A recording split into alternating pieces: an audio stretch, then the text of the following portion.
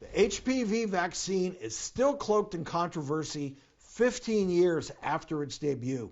In fact, a new study found that thousands of social media posts like these are going viral and driving people's fear and decision not to vaccinate. Joining us to weigh in on this topic is GYN Dr. Thais Aliabadi.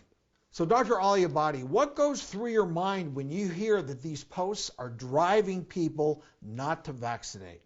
The problem with the internet and with social media is basically social media is where people express their personal experiences, their stories. It's not based on any scientific data. And I think we need to, everyone needs to be more aware of this. And when they want to search any medical topics, it's important for them to use, accredited websites and make sure not to follow these stories and people's personal experiences when it comes to this important topic. So Dr. Offit, I personally believe that we're in the middle of an infodemic on top of the pandemic because misinformation spreads so quickly. And we know how media contagion works. You hear one personal story and it essentially overrides all the statistics and maybe medical reports that you've been reading. So how are you convincing parents that vaccines are safe? And in this case, this is necessary for their children and their teens.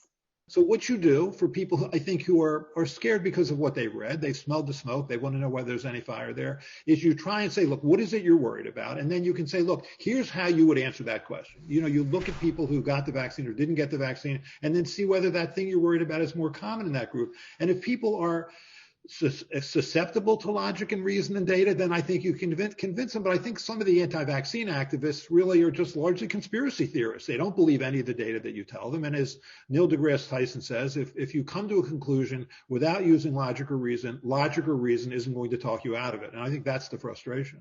Let's talk about the impact of these so-called Gardasil girls. I mean, it's almost unbelievable what zealots they are in regards to the HPV vaccine.